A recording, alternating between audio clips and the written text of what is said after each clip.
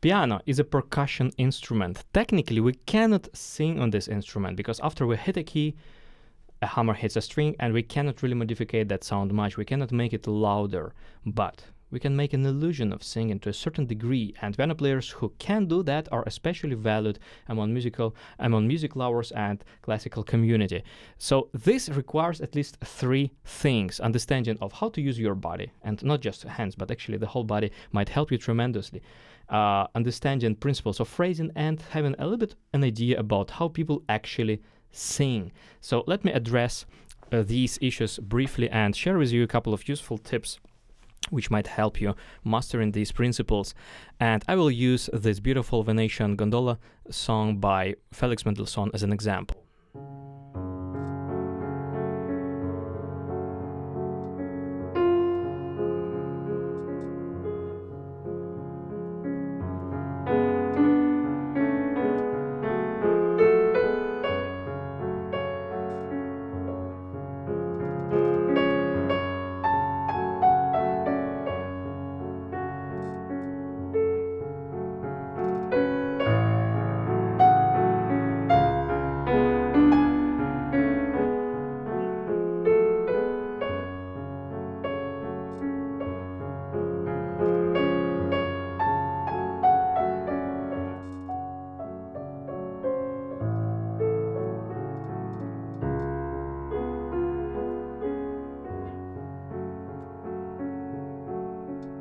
Now, if you didn't enjoy this demonstration, then probably don't watch this video further. But if you did enjoy it, then let me decipher what exactly did I do and why it works the way it works. If you are a beginner or intermediate pianist and want to master this piece, following the step-by-step guide on technique efficiency, on motion coordinations, on how to get rid of tension, how to get nice sound, enhance your pedaling, and of course managing those tricky trills in the second part of it, then check the link in the description and you'll get an access to a full lesson on this piece. First thing first, of course, remember about your bodily freedom, because the way you sit, the way you feel the weight center, whether your neck and shoulders are tense or not, directly influence how you use your arms. And this freedom, that flexibility in your body actually will help you to go with the flow of music and actually shape those phrases. So when I play something like that, I let my body kind of decide how I want to interpret it. So actually my body influences my interpretation quite a lot, and the way I shape the phrasing. And sometimes when I want to go with the flow, I can lean a little bit towards that music. Thus might be like micro motions, but nevertheless they help to reach a bit more organic sensation. Then of course it's easier to play with a pull-in motion, cushioning a little bit after the hit, if your arms and shoulders and neck especially are free. Yeah? If you are blocked anywhere in these parts, it will be more difficult to actually free up after the hit, and I don't know exactly why, but freeing up after the hit actually helps to kind of release that energy which influences the next sound as well, because if you stay tense after the sound, it will influence the way you play the next sound. If you free up after the hit, you are more flexible in options how you want to approach the next key.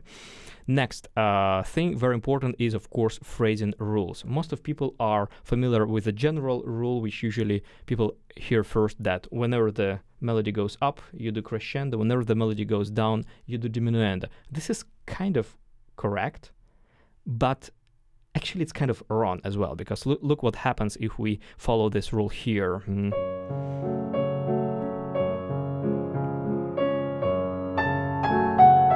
You might notice this sounds kind of like a little bit squeezing out, a little bit straightforward and not really nice. So why it is that? Because we have a leap. We have a major leap. We had so small distances between notes, and then suddenly we have a leap of 1/6. And if we were to sing it, we wouldn't actually accent the upper note, because this doesn't work. Well, unless you're Florence Foster Jenkins, of course.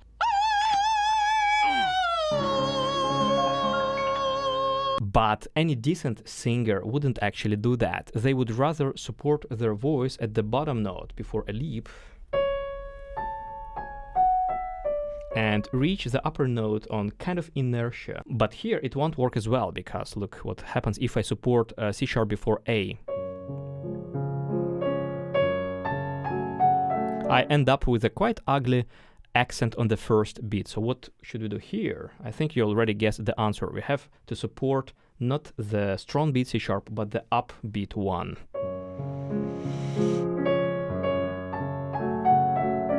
Allowing a little bit more time between them. Ta-da. So then they kind of sing, they kind of like sound smoother. When you have repeated notes in the melody, of course, the best solution is to make them not the same.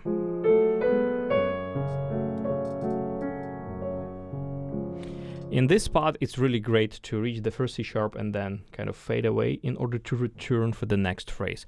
But you can also experiment with alternative solutions like starting softer and moving through. Here, when we go down, of course, very sensitive diminuendo, and especially this set minor second at the end. In general, descending seconds are very important in music, and as more sensitive you can perform them, as more singing you will sound. So, or for example at the end.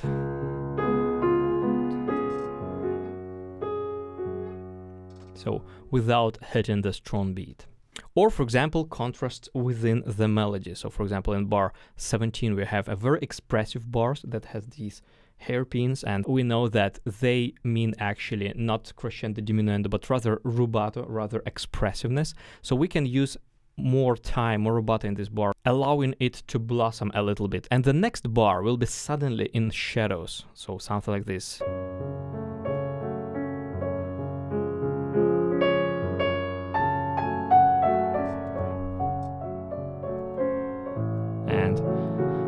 Immediately less pedal when I switch the dynamics here. And the last but not least tip for today is when we have a line that also incorporates an embellishment in it, of course it's very important to avoid accent on it.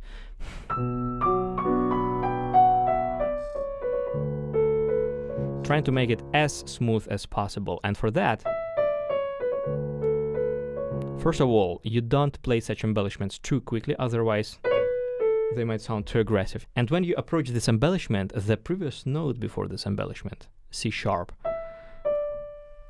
might be played, releasing the tension and raising your forearm a little bit in order to approach the embellishment kind of from above and unite it with one smooth motion of the arm.